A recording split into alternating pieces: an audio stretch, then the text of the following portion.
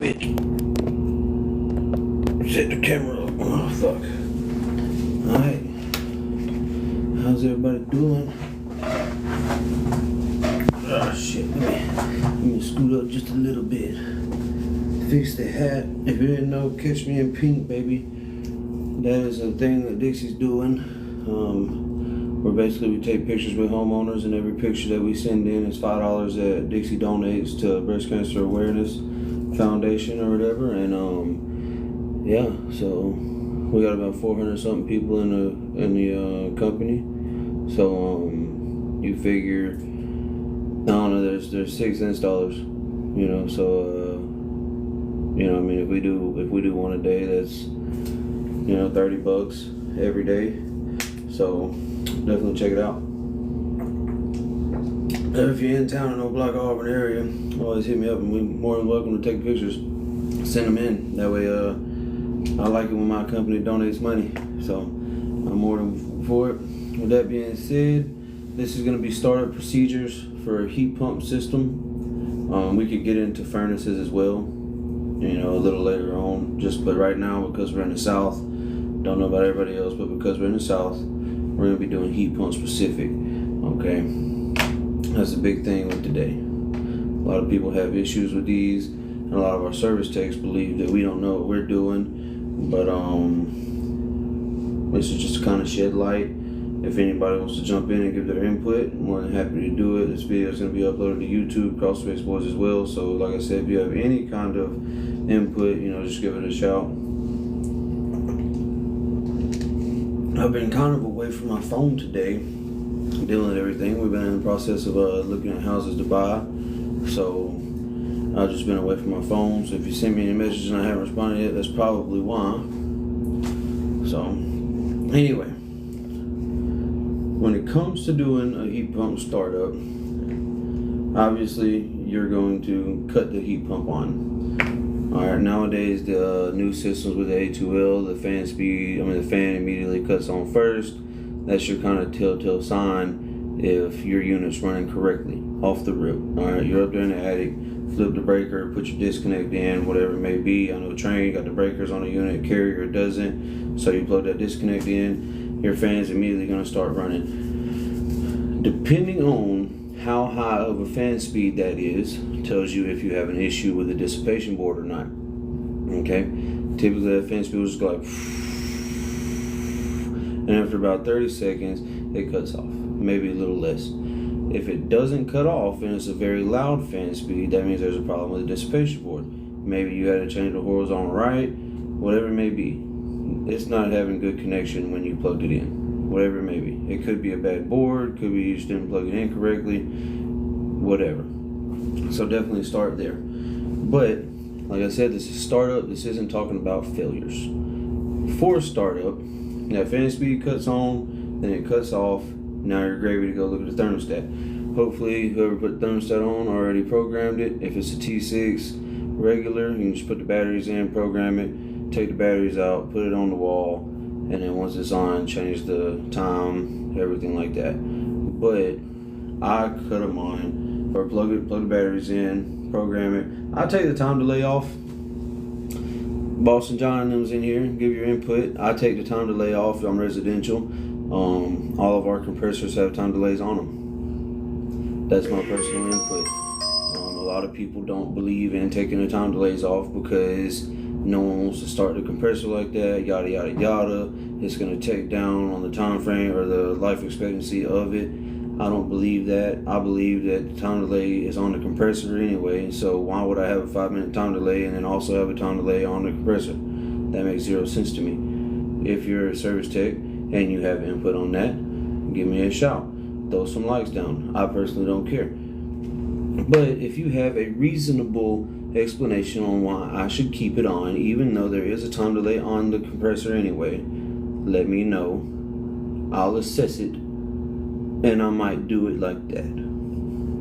But for now, that's how we're doing it. Alright, anyway, units on, everything's great, right? Running good. You go outside, you check pressures. Pressures are where they're kind of just there. I mean, you got 40 foot of line set, nothing's really going your way. So you're having to add a lot, and it is what it is. Give me a second, everybody. TikTok's telling me to send out a bunch of fucking... TikTok telling me to send out the live video. So we're gonna do that times 2. Just because that's how they want you to do it. There we go. We'll call that good. Anyway. Alright, so now we've got that said and done. Alright, unit's on, it's running, pressures aren't where they need to be. If you're like me, you weigh in the charge, whether it's winter or summertime. I weigh in my charge, it's 0.06 ounces per foot, so just run that. Alright, it's about 3 ounces every 5 foot or something like that. Not really. I'm trying to catch you so you can get the math in. Most units have the math on it nowadays just because you have to. The refrigerant's so tricky now. It's not like 410 where you can just start dumping refrigerant in. So it's 0.06 ounces per foot. You can check that math. It's in the hand or in the manual for the outdoor unit, but it's 0.06 ounces per foot. Add that up. Okay. You can very simply go, it's 35 foot, and the unit comes pre-charged. The carrier has a sticker on it that says 30 foot. If it don't have that sticker, it's 20 foot, okay? So go ahead and let me just go off of 20 foot just in case. So that's an extra 15 foot that you have to add for. So pull your calculator out, write it up. We're gonna do that math real quick just for everybody because this is startup, so I need you to do it. 0.06 times 15 is gonna be 9. It's gonna be 0.9. Okay, so there you go. Very simple to do it. All right, it's not hard to weigh in refrigerant when you're doing this. And I'm gonna do it the other way just to make sure I did that right. Yeah, it was in 0.9. So there you go. You'll probably add a full ounce into that system whenever you do it. All right, something like that. So that being said, we're not even at the weigh-in process though. Okay, I'm skipping steps just because I see it in my head, and that's what we're doing. All right, units cut on. Before we even do anything with the outdoor unit, because we need that unit to run at least 15-20 minutes before we can even touch refrigerant, right? So we're up there. Carrier's got a board on the Premiers. You literally plug and play on how to wire that unit.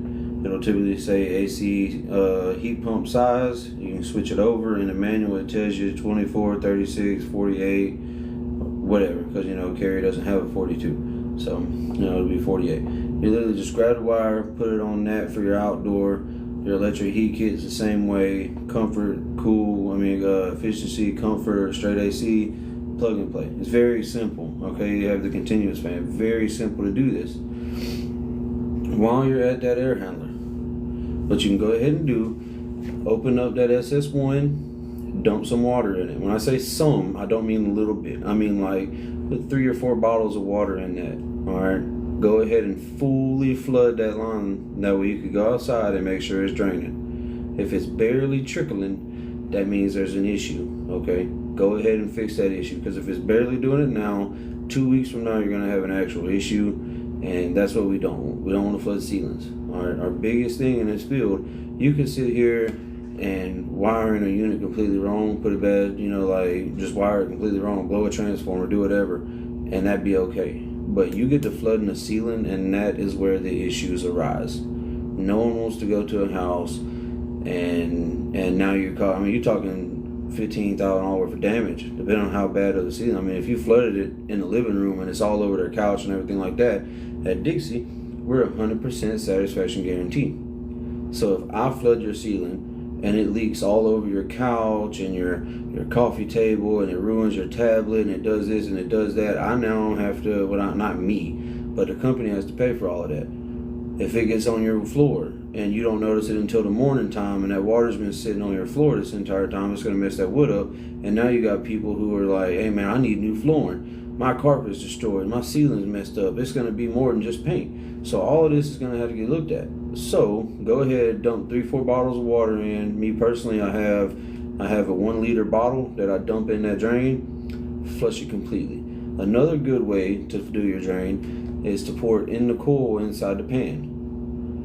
If it's an upflow, make sure it gets on the outer side of that. If you just go straight in on the coil on the upflow, it's going to go right into the return base. That's something you don't want, because now you done filled up the return, and whoop-de-doo. You know, congratulations, you shit the bed on that one. But pour it in that pan, let all that water run out, and you'll know then, you know, all right, my unit's completely level. It has fall to the front, you know, because if your unit's level, that pan's going to have slight rise like this, and then it's going to drain out to the front. So you'll be perfectly fine, okay? I don't know how many people have done this before, but that's how I check my drains. I always pour it in the pan. That way I can see it run out. I take my video. We use Service Titan, and we have to upload videos and pictures of everything. So I record my video, got plenty of water coming out. I don't have to have... It's a peace of mind for the homeowner to not have to worry about water being in their attic or in their ceiling, on their floor, whatever it may be, even if it's an upflow in the closet. You know, now they don't have to worry about that, okay? And my biggest thing is giving homeowners peace of mind. So now that we're done doing the drain, okay, Armor Flex is sealed all the way to the unit, okay? It's very pretty all the way to the unit. I use black gaffer's tape, makes it real pretty. I literally rip me about an 8-inch piece, and then it goes around, do another one, goes around, do another one, goes around. I don't get electrical tape and it looks ridiculous with electrical tape, okay? This is startup on a high-end installs. That's every install, okay? We charge a lot of money for these installs. Unless you're chucking a truck, I don't want your input, okay? I don't want to chuck. I don't want Freon Leon. I don't want Side Job Rob, and I don't want chucking a truck. I don't want your input, all right? Because you come in and you're like, no, I'm gonna just electrical tape it real good. We got customers paying 13 grand for a 3-ton, okay, without plenums. All right, we are charging way too much in this field to be sitting here doing half-ass work, and that's to everybody. Anybody in the residential field, if you go to a homeowner's house and you're finna charge, make this person charge $10,000+, do right by them. Flush the drain, have your Armor Flex going all the way, seal up the unit. Don't just throw a unit in the closet and be like, all right, great. Come back 6 months later and there's sheetrock dust all up inside the coil because you didn't seal the unit correctly. Same thing with the back of the plenum. Make sure you're doing your due diligence. Anytime I'm doing a return, an upflow, I always put tape on the back of that plenum. That way when I slide that unit in, that mastic tape's fixing to get stuck right there. Get your piece of PVC, stick your hand all the way in the back, turn it sideways like this, and just do that a bunch. I always do like 4 layers of mastic tape. So like 1, 2, 3, 4, 5, you know what I'm saying? Do this with real good. That mastic tape's gonna seal it, okay? Then you come in on the sides and on the front. Make it real pretty, okay? With that being said, you're still on the indoor. Are we gonna mastic it? How are we gonna do it? We just putting red letter and hoping it's good? I don't believe in just red letter. Some people believe in just red letter, and that's fine. On a real hot day in the attic, units blowing like crazy. You know what I'm saying? It's not gonna hold. It'll hold, but over time, that red letter is gonna easily peel off, and that's not what someone we want. Put that red letter on. Let's say this is your unit right here, and then this is your plenum. We'll just say that. Put your tape on right here, right? Go ahead and put you another piece of tape right here. Don't fully stick this one down, okay? You're gonna want to do it just like this, all right? Like that. So this is your unit, and this is your plenum. Put your piece of tape on the unit, put your piece of tape on the plenum, and a piece of tape on the unit. Mastic all of this, and then take that tape off and that tape off. What that's gonna do is that's gonna create a perfect line for mastic. Okay, it's gonna look beautiful. Don't just sit there and try to hand paint it and then be like, all right, cool, I'm great. No, we're professional. In the business, we are service professionals. We're install professionals. We're not just coming out trying to make a quick buck and going home. I make way too much money doing what I do to come out here and bullshit a homeowner, bro. Like I said, man, we're charging $10,000+ on installs. I'm doing a 4-head mini split where we're charging them 18 grand on. Okay? I got to do right by this homeowner at the end of the day. Alright. Now that we're done neatening it and beautying it up, obviously wire maintenance is big. We've already got our wires prettied up. They're zip tied. They're closed in. Everything looks real nice. Indoors completely done. Thermostat's good. We wiped it down because that's what you're supposed to do. Wipe the walls. You don't want fingerprints all over the walls. You don't want dirty thermostat. Let's go outside. Let's check out that heat pump. All right. It's been running for about 20 minutes now. 20, 30 minutes. That's optimal, really. I don't want just 10. See, some people go out there like, oh, it's been running 5, 10 minutes. We're good to put charge in. No, you're not. No, you're not. 10 minutes is not enough time. Obviously, if you're doing 2 to 3 jobs a day, you don't really care, okay? I don't care that I've done this for 10 minutes and I got to go to the next one. You're not caring. See, you got a service tech who's going to come behind you tomorrow and finish charging it, and that's perfectly fine. We get in trouble for that, all right? If a service tech has to come out tomorrow and add refrigerant, we get in trouble because we left that homeowner without. Obviously, it's going to run cooler than what it was, okay? It's 80 degrees in the house or 88 degrees in the house, and anything with refrigerants in it is going to keep it cool, but that don't mean it's going to be running optimal. It's not going to be running efficient. It's not going to be running how it should be running when it should be running a certain way, and that's what we got to get through everybody's heads. All right, Sassy, you understand. So, we know what to add. All right, we're adding 9 ounces or a 0.9, almost a whole ounce of refrigerant. Okay, it's not a whole ounce. It's a little over half an ounce, but we're adding some refrigerant at this point.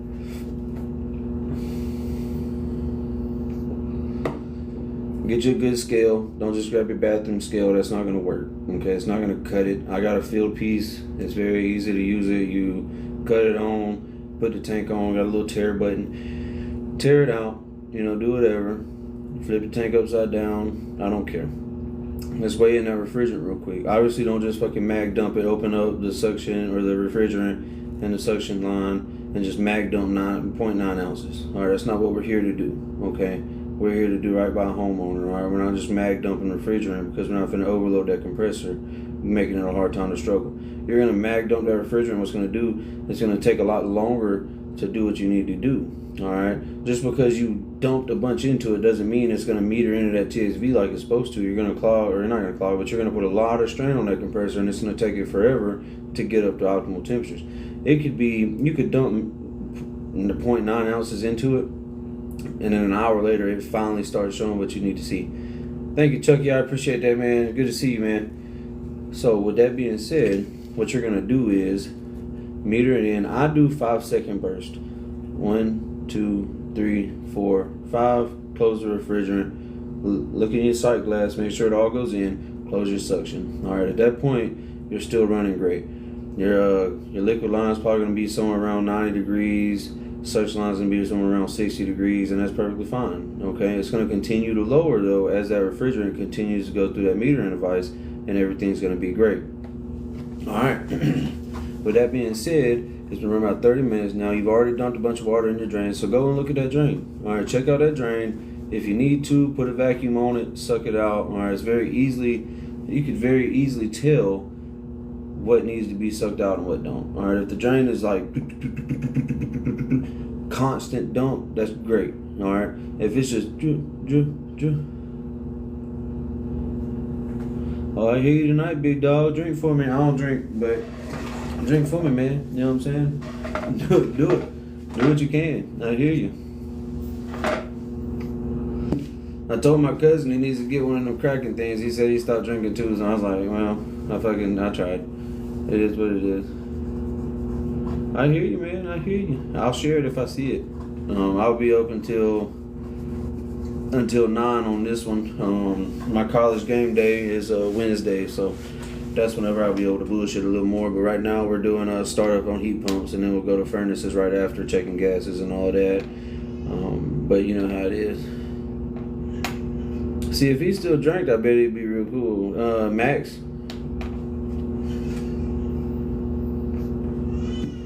But Max and Damien, they both stopped drinking. I guess it's for the better.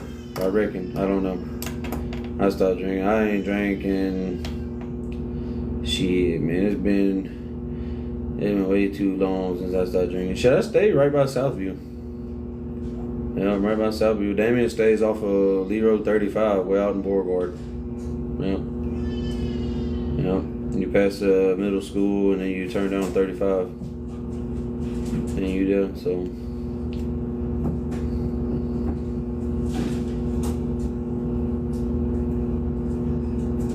I think my dog's inside.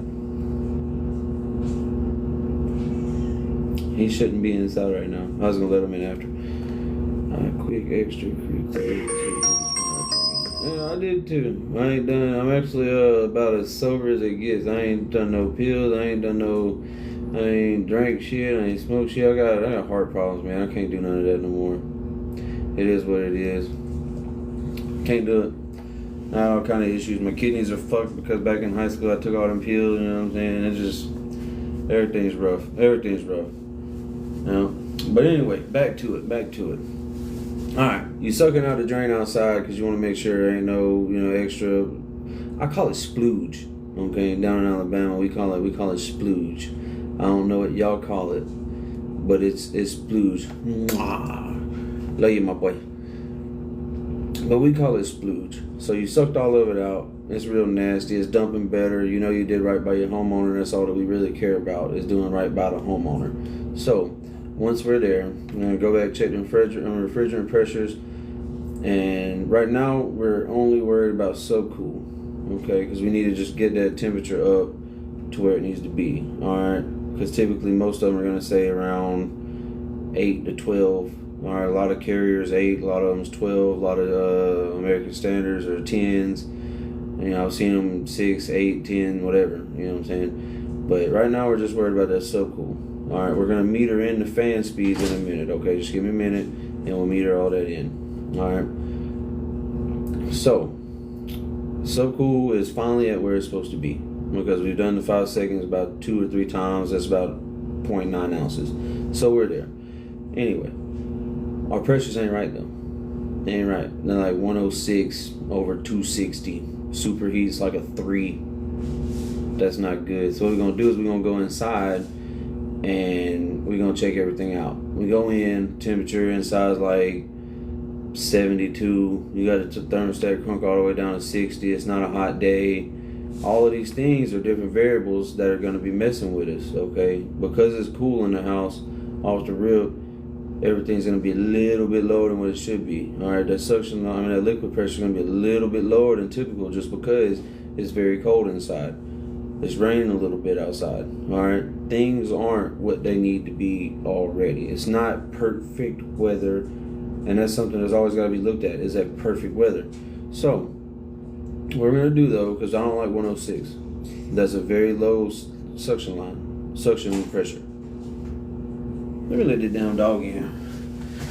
I reckon my wife went outside and let the dog in.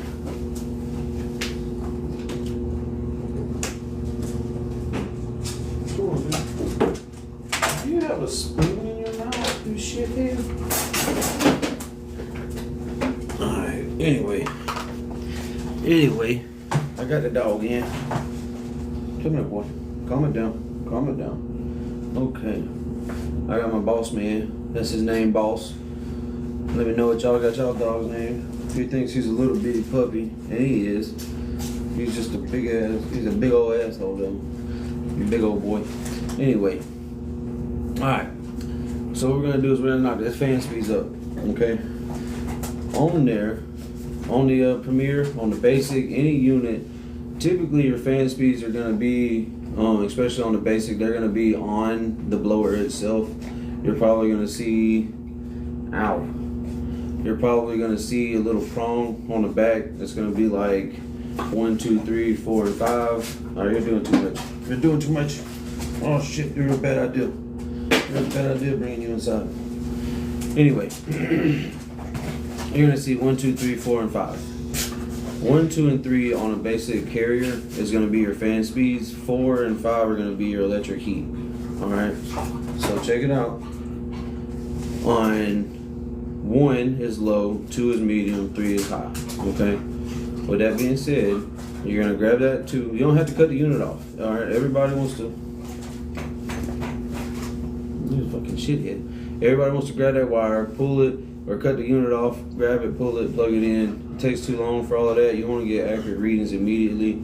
Grab it, pull it, put it on 3. You don't have to put the door back on the unit. I tell everybody this. With the unit already on, you can turn the fuck down.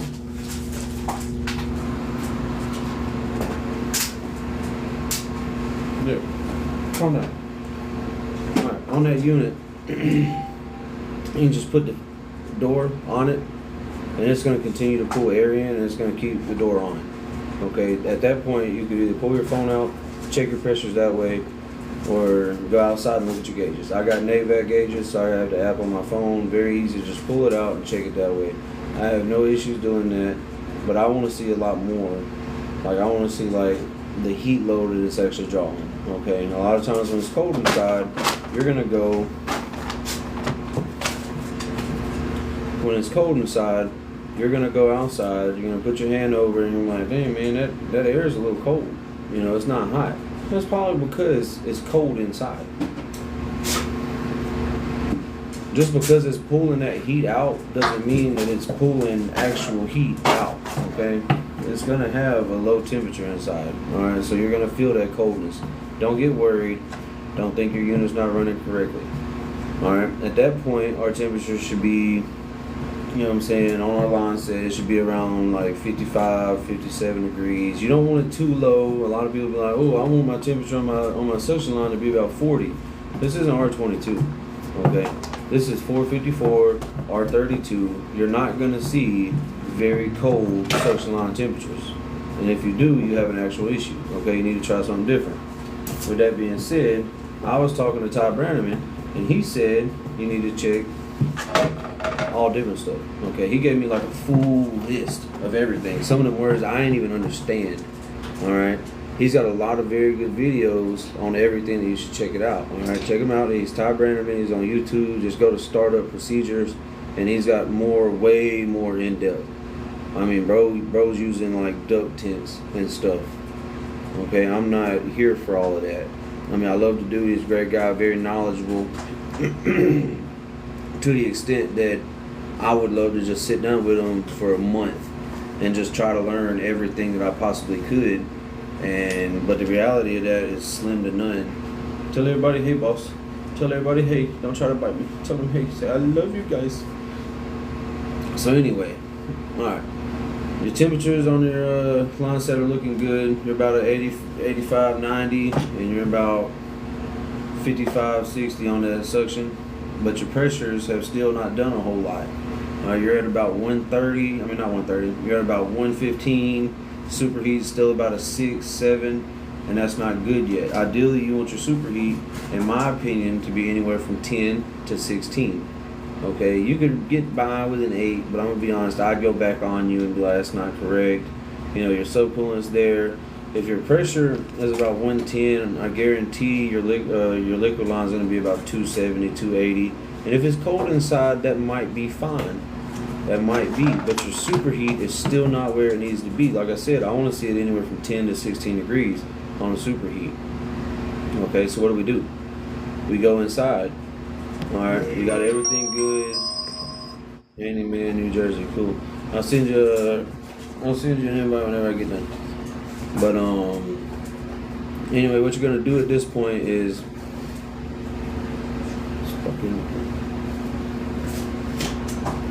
you see that dude? You see this big ass little fucking shithead? Oh, get off of me! Oh, get off of me! Your fingernails don't feel good on my back, man. Anyway, what you're gonna do is you're gonna sit down. You're gonna look at your return. Because superheat's gonna be talking mainly about. So that's what I try to tell everybody. Liquid is going to be more about your supply side. Suction is going to be more about your return side. Okay, so that suction line is having slight issues. It's not where it needs to be.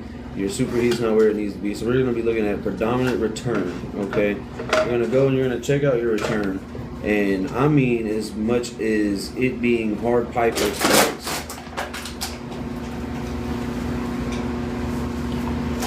I've had the flex be choked off too much and it not pulling. Like I was talking to Ty the other day.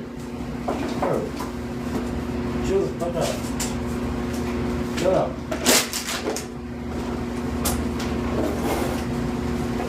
Jesus Christ. Jesus. Damn. I was oh, you're a fucking ass. Look at him, dude. He's just being the nicest dog, but he's being so mean. He's scratching the shit out of me. Alright. Sit down. So, I had a unit the other day. It had 6 returns on it. And I was still having the same issue. I was like, bro, I'm not getting the right superheat. I've cut my fan speeds up and down. I've cut them. They were on medium. I cut them on low. I've cut them on high. And I'm still getting like 3-4 superheat. So what did I do? I went to them. First off, the grills were very dirty. Okay. Each one had a filter in them. Very dirty. Alright. Looks like they hadn't been changed in forever. The flex themselves were pinched off. Like they weren't getting any air. So what I did is I came in with some straps and rehung it. Like grabbed it. So it came in like this. I grabbed it here and pulled it so it like made it like more straight and had more airflow going to it. I changed the filters for them. So this was all about an hour worth of work. And I say it because I had to drive all the way to Home Depot to get more filters because he didn't have none. But and y'all might hate me for it. I don't know who's watching, whether you residential or commercial, but I went and bought the 1-month throwaway filters. Okay, they're in the ceiling, so they're not gonna get very dirty. They're gonna pull in more air than they should, but I needed to see my superheat go up. Okay, because at this point it's worse. I did everything I could, literally everything I could, and I just wasn't getting where I needed to be. So what I did was I raised it up, I trapped everything better, made it where it had more airflow going to everything, and that's exactly what happened. I went outside, my superheat was at a 12, and I was very happy. My suction pressure was at about 125. Because it was cold in there, and my supplies were all hard pipe. If I recall correctly, I was about a 295 on my liquid line. Doing that actually dropped my suction line temperature. It dropped it from about a 52 to around a 50, which I know that's not a big difference. But when you're talking about this, any little bit is a big difference. Okay, you can go from a 6 to an 8, and on a subcool, and that's a very large difference. All right, and that's what everybody needs to understand: is any little bit is a big amount. Okay. There's another thing that I like to do is I have a little smoke thingy. I forgot what it's called, but it's a little smoke gun basically. I call it my bee catcher. I don't catch bees with it, but that's what it reminds me of is a bee catcher. Is you just sit there and you spray this, and it squirts out smoke, and it allows you to see any kind of airflow. If you're not sealed up correctly, if you're, you know what I'm saying, it lets you see all of it. All right, that's another thing that you want to do. You don't want to go in the attic and wave your hand past the supply plume and feel air blowing. All right, you don't want to do that. You want to go in the attic and spray that little gun, and it's going to sit there and tell you exactly how much air is being brought through everything, okay? And that's what I do. What the hell was that, man? So that's what I do. I definitely suggest everybody getting one and it being good that way. Calm down, calm down, calm down, calm down, calm, dude, calm. Oh, you're not going to listen. He's tired, it's nighttime. But, so... with that being said, you're good there. Pressures are great. So what you're going to do now is you're going to go in and walk the homeowner through on how to do that thermostat. Fully walk them through it, okay? If it's an Ecobee, go ahead and show them how to set up the schedules and everything. Same thing with your T6. I'd take the schedule off. I'm going to be honest. I don't like schedules on the T6 just because they can get a little troublesome, all right? But on the Ecobees, there's a lot more to it on the schedule side, okay? A lot more to it. It ain't just what, you know, every other thermostat is. So always give that your good shot. All right, it's real easy to learn it. It ain't hard to. Oh shit! You just licked me on my nose, bro. Calm down. Calm it. Chill. I'm about to put you in the cage, bro. Anyway, Very easy to learn how to do this. All right, it's not hard. A lot of it's common sense. On the EcoBees, and I bring up EcoBee because carrier is the main thing with EcoBees. Bro, stop. Okay, just calm down, some. Okay, bro, calm down, calm down. And he goes right again. He's like, I don't care, bro. What was you talking about? Anyway, carrier tells you the air quality, how good your air is blowing, everything like that. Your tail's making so much noise, dude. But that's what I like. Is I do like the EcoBees. Personally, they're not much different than any other thermostat. As long as it goes from cool to heat to whatever, you're good. Okay. So we've gotten everything checked out. We walked the homeowner through the thermostat. Everything's good. You're not having to worry about nothing else. You want to make sure your line's sweating. It's obvious your line's sweating because we already went over the fact that you're draining good and you ain't got nothing to worry about. Okay? Your safety's on the unit. You got a pan safety. You got a safety on your drain. Perfect there. Plenum sealed up. Perfect. We already went over the gun, so you're good there. Everything's great. Worked out great. Take them locking caps off. Okay? I think I put it up. Nope, I have one in my pocket because I was doing a mini split today. Let me get it out. When you're taking that off, just imagine this is the spinny part, right? Bro, calm it down. So that's the spinny part. When you're taking that off, don't sit there and hold it like this, okay? It's gonna spray refrigerant all into your hand. Grab it by the side and just spin it like that, okay? Matter of fact, let me just try to take that out.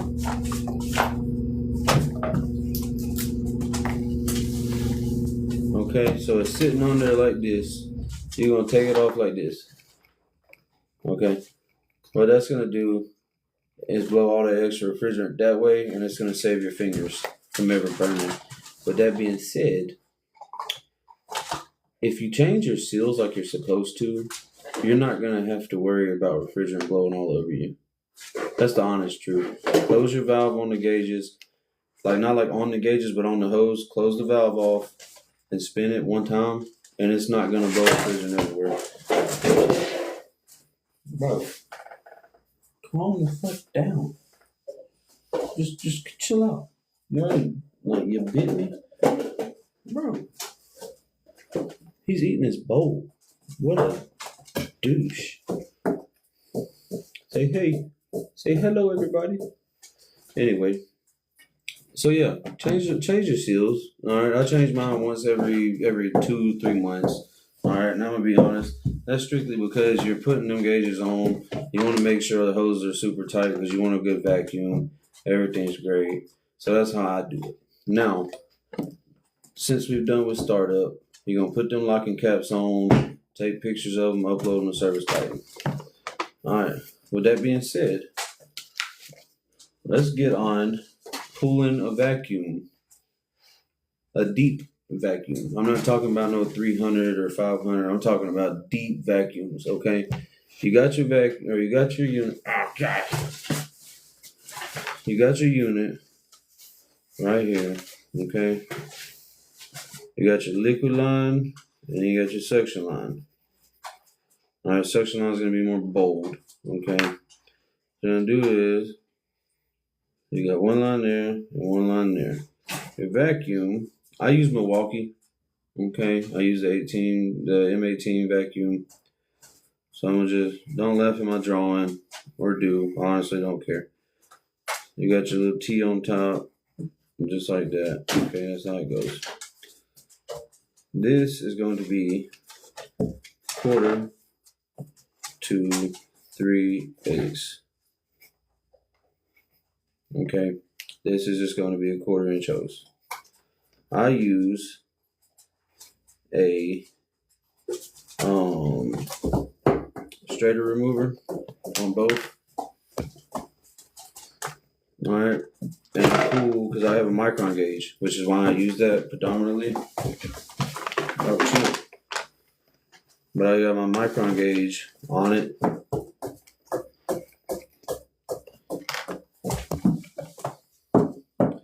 Okay, and then with the straighter remover tool, what you can do is It's hooked at 3/8 line. It's going to be 1/4 inch going to it, but the 3/8 is going to go to your vacuum. I don't use my gauges at all when it comes to vacuuming. So the 3/8 to 1/4 is going to go straight to my suction port, and the regular 1/4 is going to go to that. Both sides of those are going to have your strainer remover on it. That way there's no strainer valve inside it, or strainer valve, however you want to say it. They're not going to have one inside it though. Okay, it's just going to be straight out.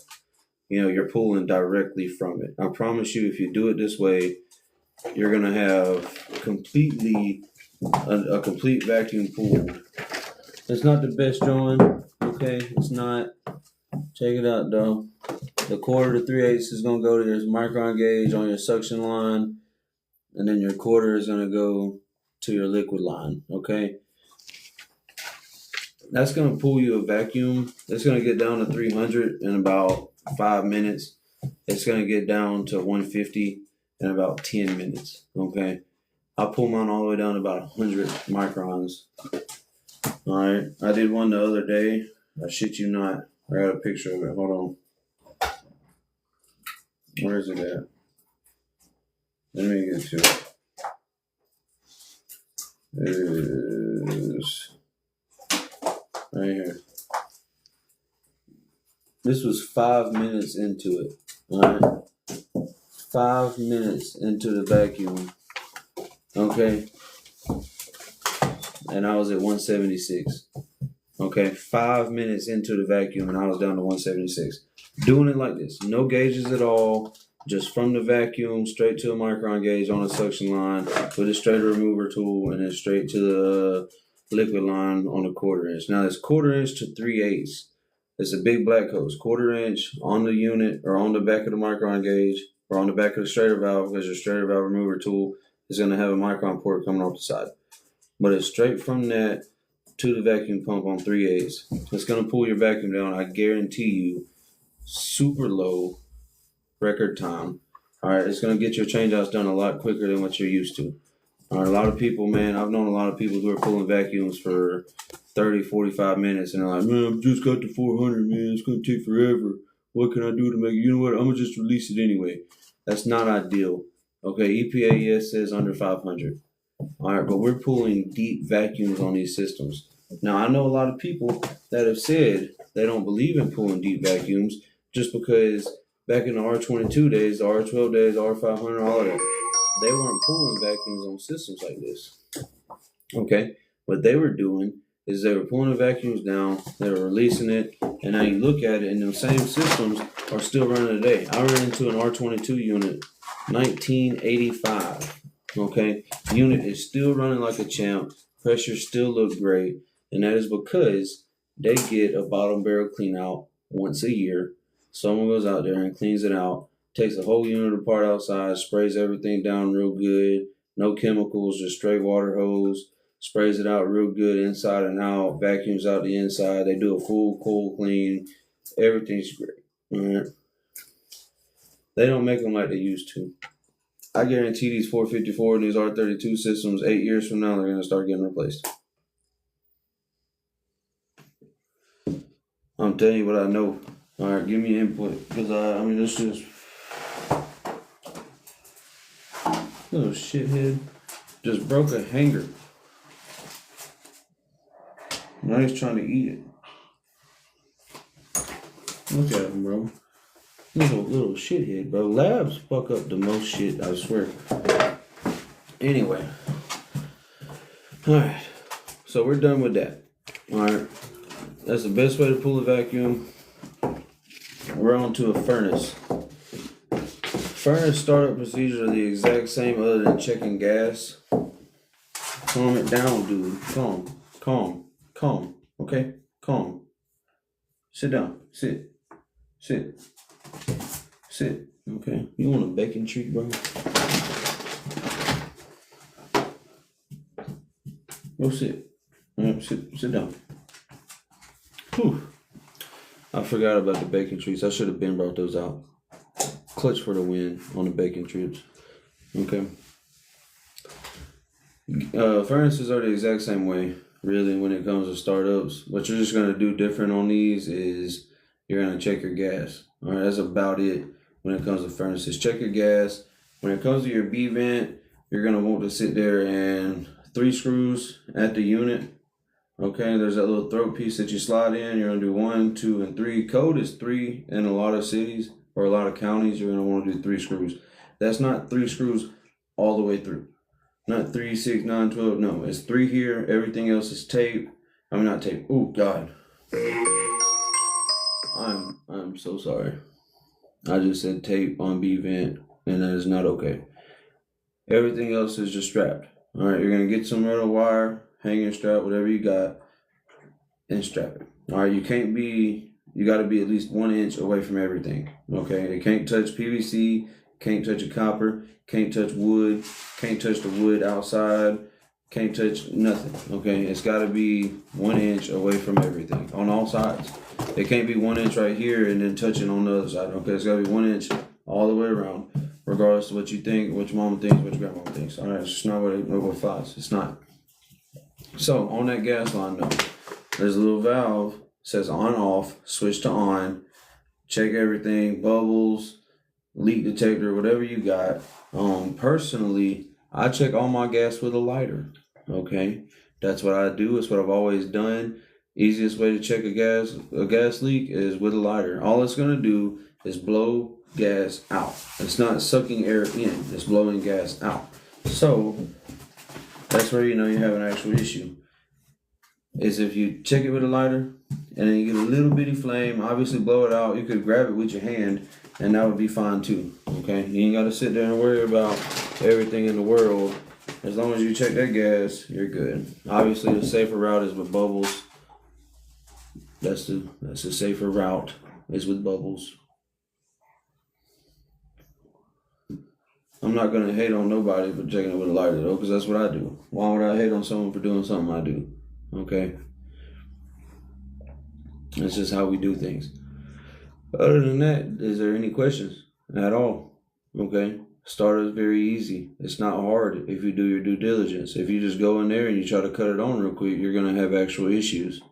Okay, all of these things that we went over, your suction pressure, your liquid pressure, your temperatures, the split difference on your thermostat, on your lines going in, all of that comes into account. All right, every bit of it, the superheat, subcool, all of it comes into account. You could get your subcool to 12 like it's supposed to be, and your superheat be a 3, and then you go in and you change your blower speeds, and your superheat went up to a 7, and now your subcool is back at an 8.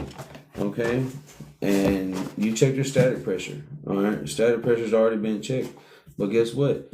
Everything is perfect on that outdoor besides your static pressure. So what do? Now you have to start thinking, should I add returns? All right, this is a 4-ton unit and they got a 16-inch return. That's not enough. Okay, now you might be chucking a truck, but I'm gonna be honest with you. If you're chucking a truck, you're not checking static pressure. Okay, chucking a truck is literally gonna cut that unit on. You'll be lucky if they even have gauges on it, because they're gonna be inside and be like, oh yeah, it's blowing cold, ma'am. You feel that? That's a lot colder than it was when I got here. And you know what I'm saying? Same thing with Freon Leon. He's just not gonna be for it. All right, that's not what Freon Leon does. Freon Leon goes in there, and you'll be lucky if he puts the door back on all the way. He probably put the wrong screws in it. Okay. Make sure you do your due diligence whenever you're on these jobs, because no one wants to go out on a job and everything be completely wrong. Everyone wants to go out there. You know what I hate the most is when I go out on an install that was installed 2 years ago by some company that's not even open anymore, or they're open but they moved complete states, so now they're just, you know what I'm saying, they're just having a hard time. You could tell those kind of jobs when you pull up and the unit's leaking air all over the place. It's a brand new install, everything's done wrong, the tape's falling off. You know, the drain's completely clogged up. You shouldn't have drain problems that early. All right, if you do what you're supposed to, go in there with some CO2, blow out that drain line, you're perfectly fine. All right, what I like to do, since the vacuum's already up there with you half the time because you're filling in the pan, you're sucking out the pan, suck that drain out, flip the hose around, blow it out too. Do both. Okay, you have the opportunity to do right by a homeowner. And we are in the service field, okay? You're in the customer field. All right, you're in that customer satisfaction field. Just like the people at McDonald's, just like the people at Waffle House, just like the people at Walmart. You're in a customer satisfaction field, and you have to do right by a homeowner. All right, end of the story. There's no ifs, ands, or buts about it. Okay, everything we do is customer care. All right, sitting there and looking at it and being like, well, we quoted you to do this, to get your unit cut on, and bro, you're biting the shit out of me, man. Bro, calm down. Calm. Okay, calm. Just chill out, okay? He just bit the fuck out of me. Look at that. He bit me. Someone call the law. Look, he just keep jumping up here too. He been outside for a minute. I want him outside. It's supposed to rain, so I want him outside for a little while just so he can get some good running around in before it rains. And now look at him. He's all hyper. Tell everybody, say I'm a hyper boy. Say I'm hyper and I just want to bite the shit out of you. Anyway, we're in the customer field. Do right. Cut that unit on, get it running, check the pressures. If it's not right, look at your filters. Okay, that's an obvious thing. I've been to a lot of homeowners' houses and it be an upflow in the closet, and it's a 4-ton and they're using a 12x16 grill or a 12x20 grill. A 12x20 grill is not enough for a 4-ton. It's not. Like at the house I'm in, I had to cut in another return in the wall because it's an upflow and it was a 12x16 on a 4-ton. And we had to cut a new return in just because, in the living room. So one's in the hallway and one's in the living room because my unit's like this. And one wall is the living room. Ow, dude. Bro, let me go. And the other wall is the hallway. Okay, so I had to cut in another return just so I have enough return there. All right, keep in mind, my unit is a 1994. All right, it's been running for a long time. Okay, that unit is going to continue to run because I have it maintenance properly how I'm supposed to. I clean it out every time I'm at the garden. Ow! Every time I'm at the garden, I'm sitting there with a water hose. I turn around and I spray it real good while the unit's not running. Spray it real good for any kind of dust or anything that got in it the past week, and everything's good. Okay, you could do things on your own to make your lifetime warranty, your lifetime on that unit continue. Okay, it don't have to just be, I'm gonna spend $600 every 6 months or every year to get my unit maintenance. Bro, don't bite me again, man. Right, stop biting me. You done bit the shit out of me like 6 times. Stop. Bro, okay, I get it. Alright, I'm talking a lot and I ain't talking to you. I know. He just love me. He just won't love, that's all. He just won't love. And I'm talking to y'all and I ain't talking to him and he mad about it. I get it. Don't be mad. Be glad. Ain't that the old glad commercials? Alright, so if you do what I tell you, you're gonna make a lot of money. Okay, I work for a company and I still make a lot of money. You don't have to sit here. Stop biting me, man. You don't have to sit here and suffer for a company that ain't gonna pay you nothing. Alright, that's the problem with a lot of people is they want to sit at a company that don't pay nothing. And I promise you there's companies out there that will pay you what you deserve. Okay, I've seen it a lot in my field. I know a lot of people that are in residential and they only make $20 an hour. And that's not okay. All right, you shouldn't be in the field making $20 an hour. All right, I make on average at least $39 an hour. Okay, and like I said, I'm in residential installs. There's no reason people. Damn, dude, stop! You just bit the shit out of me. There's no reason people are making low. Okay, you have the opportunity to learn. You have the opportunity to grow. You have the opportunity and you have the means to do what you need to do. Okay. Are there any questions on anybody? Everybody's probably gonna be saying like, bro, there ain't no way you make that. There ain't no way you make, bro, that hurt. There ain't no way you make, $30-something an hour in residential. I promise you there is. You got to learn. All right. Learning is a big thing in this field. If you learn as much as possible, you have the opportunity to learn. You have the opportunity to make as much money as you want. Okay. And I'm not talking about just God damn, dude. Ow. Why would you do that? You got the opportunity. That's what I'm getting at. All right, everybody's got an opportunity to make a lot of money. This is a lot of money field. Okay, I went from making $10 an hour when I first started 6 years ago to making $12 an hour 3 months later, to going to a big corporate company and working 2 to 3 changeouts a day. And I figured 2 to 3 changeouts a day was not it. All right, I was wasting a lot of money doing 2 to 3 changeouts a day, and it's just not something I wanted to do. Okay, I was waking up at 4 o'clock in the morning. I was getting home at 10 or 11 o'clock at night, and I never got to do anything. I never got to spend money. I never got to. It was tough time in my life to be sitting there making very little. Bro, what does he want? Why is he biting me? Oh no, I did that wrong. I'm sorry. The dog messed me up. Right there. Okay. So that's what I try to tell everybody. Alright, you got the opportunity. If you don't believe me, okay. This is the main reason why I started doing these, is because I want people to know that you can make good money doing this. Okay? You can make good money. The money's out. The money's out there. Alright, I want y'all to see it.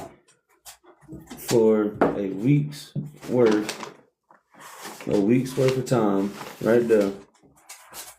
36 hours, 42 minutes. Okay. $2,073. Okay, that's a week. Okay. That's not every week though. Okay, it's not like I sit here and make a killing every single week. Okay, my pay scale is a little different. Okay, it's a different week. All right, check it out. 30. Bro. Calm down. 36 hours again, 27 minutes. Okay, $1,700. Okay. It's easy to do this. I'm not out here working, 600 hours a week. I'm not out here making, $100 every 2 days. All right, you got to know what company to go with. All right, don't sit here and settle at some very small town company where you only gonna bring in, after taxes $700. Okay, that's just not gonna happen. I'm not finna go work for nobody and make $700. All right. I'll be damned I'll sit here and give you 60 hours a week and only bring in $700, $800. It's just not gonna happen. So, are there any questions from anybody regarding money, regarding how to do certain things, regarding my opinion on anything, whatever it may be? Go ahead, get your questions out now. I'll be glad to take answers on them or give answers on them.